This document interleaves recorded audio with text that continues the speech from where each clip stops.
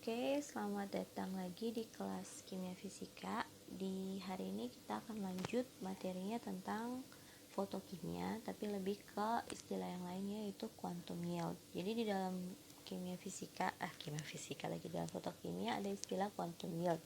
Saya tidak mentransfernya di dalam bahasa Indonesia karena saya belum mendapat istilah pasti dia di Indonesia kan bagaimana. Jadi saya tetap menggunakan istilah quantum yield.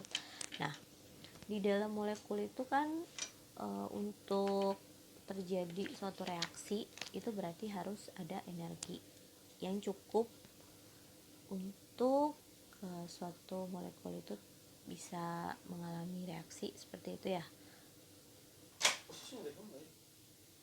Oke, jadi suatu molekul membutuhkan energi yang cukup untuk bereaksi. Nah, energinya itu berasal dari foton yang diabsorpsi. Maksudnya seperti itu ya.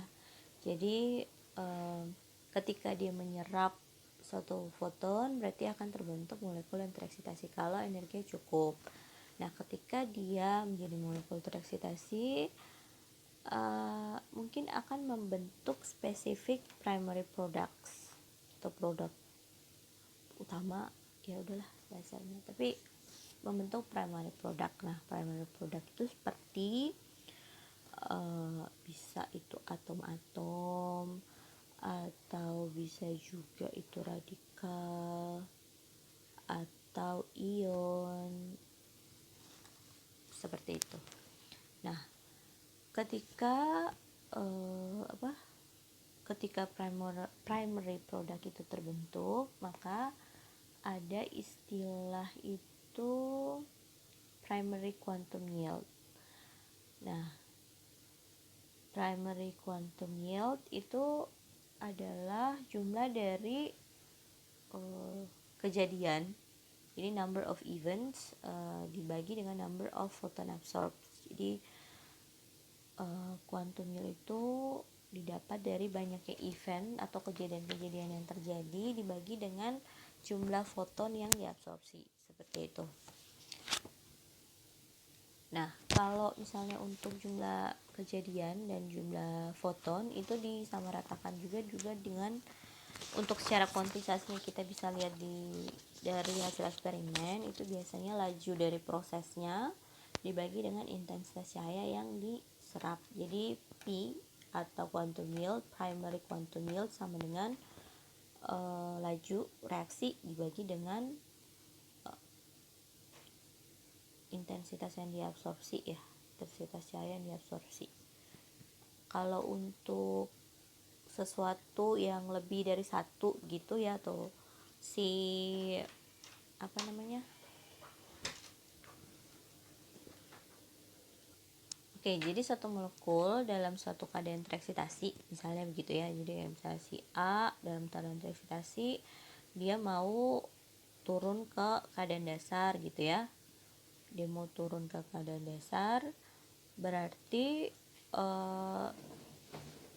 untuk membentuk suatu produk kimia begitu misalnya, jumlah dari molekul itu yang terdeaktivasi atau yang maksudnya jumlah molekul yang turun begitu ya, itu harus sama dengan jumlah dari spesies yang diabsorpsi oleh cahaya.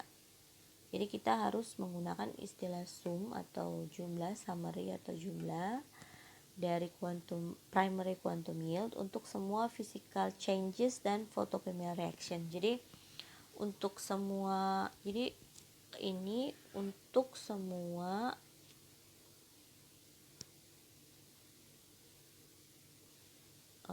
fotofisika. Fotofisika tuh lebih mengarah ke perubahan fisika yang tadi kita itu ya, yang fluorescence, phosphorescence dan segala-galanya. Dan untuk reaksi-reaksi kimia, untuk semua reaksi fotokimia seperti itu ya. Jadi dia ada indikasi I itu artinya channel itu ya, misalnya dia terjadi insiden gitu. Selain absorpsi, dia juga fluoresensi, atau fluoresensi dia intersystem crossing, seperti itu ya. Jadi ini tuh jumlah keseluruhannya. Jadi sigma QI itu bisa misalnya penjumlahan antara Q dari absorpsi, terus Q dari fluorescence gitu ya, atau ditambah juga intersystem crossing atau fosforesensi gitulah maksudnya. Jadi semua insidental yang terjadi di situ dijumlahkan ya, seperti itu. Jadi istilah I adalah channel itu misalnya diganti dengan jumlah dari misalnya ini tambah ini atau 4 ini jumlahkan, jadi ya seperti itulah ya. Untuk lebih dimengerti, kita coba menyelesaikan satu contoh soal. Ini bahasanya tidak saya translate, nanti saya bilang saja maksudnya dari soal ini apa. Jadi kita baca dulu soalnya. The overall quantum yield for the formation of ethane from 4 heptanone with 313 nanometers like is 0.21. How many molecules of 4 heptanone per second, and what chemical amount per second are destroyed when the samples is irradiated with a 50 watt 313 nanometers source under condition of total absorption. Jadi maksudnya gini, reaksi formasi atau pembentukan si etena dari 4 heptanon dengan diradiasikan cahaya sebesar 313 nanometer dan kuantum yieldnya sebesar 0,21, dan ada power atau si dengan kekuatan power ya sebesar 50 watt. Nah, di situ dia lagi bertanya berapa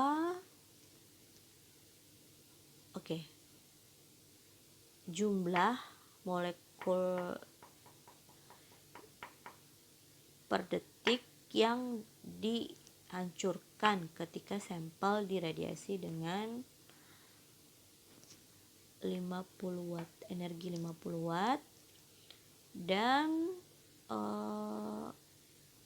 jadi di situ dia cuma nanya istilahnya, jumlah dari molekul heptanon yang dihancurkan sama ya per detik, dan itu bisa dihubungkan nanti dengan bahasanya ya, dengan nilai, dengan Avogadro kayaknya. Jadi intinya dia cuma mau cari tahu kira-kira berapa sih jumlah molekulnya dari si 4 heptanon yang per detik yang sudah dihancurkan untuk membentuk etena, seperti itu. Oke, kita tulis yang diketahui dulu. Yang pertama itu quantum yieldnya itu 0,21, tidak ada satuan. Kemudian itu ada energi ya. Kalau menurut saya itu energi sekitar, energinya itu sekitar 50 watt. 50 watt itu kan 50 joule per detik. Per detik deh. Oke.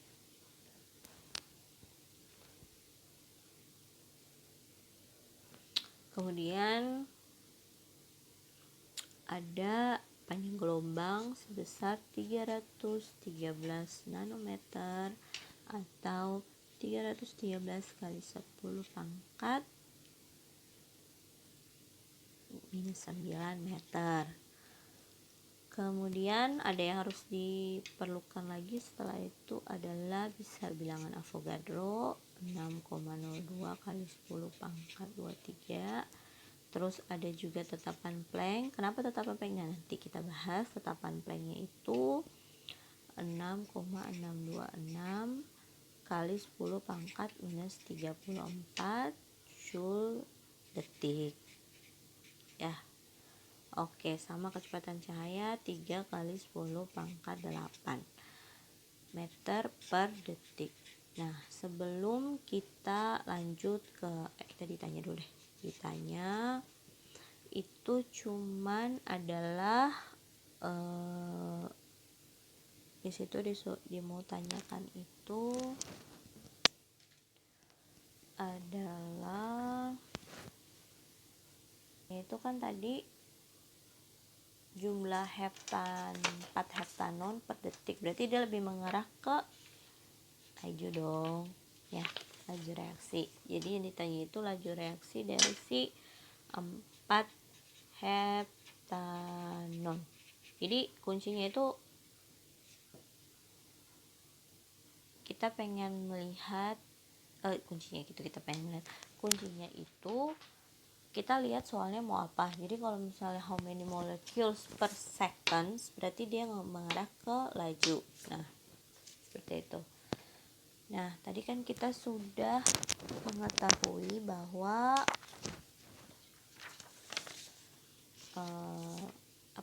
ada quantum yield, ada energi, ada lambang gelombang, ada H, C, ada Na gitu ya. Nah, rumus awal itu kan tadi penyelesaian ya sama dengan V per I ups ya. I ups. Nah, I upsnya itu kan sudah diketahui ya. Belum diketahui. Jadi I-ups itu karena dia diradiating oleh hanyu, jadi kayaknya kalau menurut saya I-nya itu kita konversinya gimana. Jadi kan ada diradiasi dengan energi sebesar hanyu begitu, jadi E sama dengan Hc per lambda itu ya. Jadi kalau menurut saya I-ups itu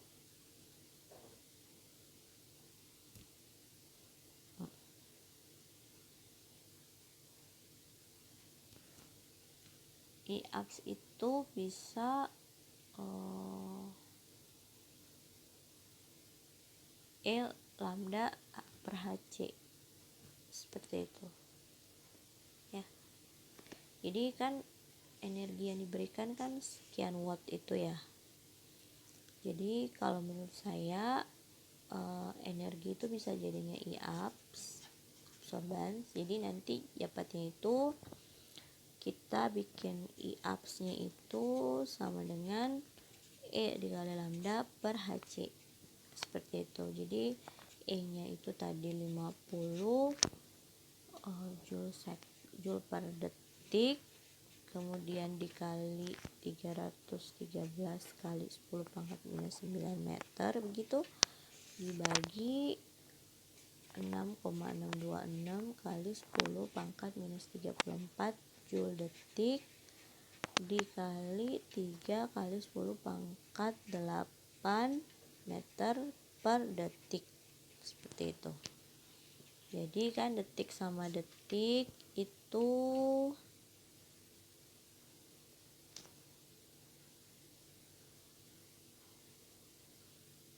ini kan sama ini hilang, ini tidak hilang lah, sorry, tetap. Kemudian joule sama joule hilang, kemudian meter sama meter hilang, jadi sisa per detik. Jadi kan ini potong sama ini, terus ini potong sama ini, detik sama detik, jadi sisa per detik seperti itu. Oke, dapat hasil singkatnya itu sekitar 7,87 kali 10 pangkat 19 per detik ya. Ini per detik panjang. Oke, selanjutnya kan tadi udah dapet I-ups nya itu 7,8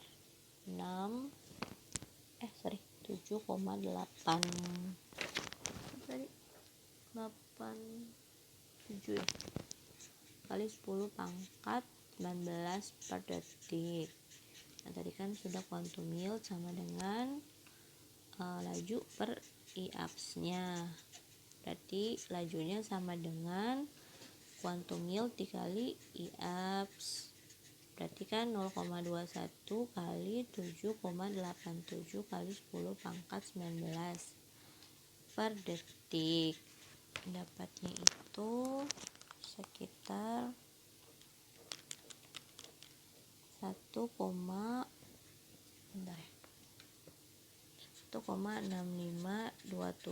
kali 10 pangkat 19 atau sekitar 1,65 kali 10 pangkat 19 per detik. Nah, kita belum dapat per molnya. Berarti kalau mau bawa ke dalam per mol, berarti itu kita bagi dengan bilangan Avogadro. Berarti kalau dibagi 6,02 kali 10 pangkat 23 per mol, berarti kan dapatnya sekitar 1,65 bagi 6,02 sekitar 0,274 kali ini 23 kali 10 pangkat minus 4 mol per detik. Kenapa mol, Bu? Karena kan ini per detik per mol. Kalau di bawah garis ini, di bawah pembagi ada pernya, berarti dia kan naik ke atas. Jadi dapatnya itu mol per detik, atau sekitar P-nya itu sekitar berapa ya? Minus 4 1 2, berarti sekitar 27,4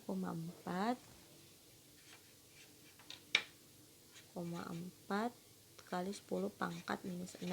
Kan dimundur ke belakang, berarti ininya minus tambah minusnya ditambah, artinya kalau ke belakang berarti minus 2, kan saya ngambilnya 27, berarti mol per detik, atau kalau 10 pangkat minus 6 itu kan mikro ya, jadi V nya sama dengan 27,4 kali 10 pangkat kali 27,4 mikromol per detik, seperti itu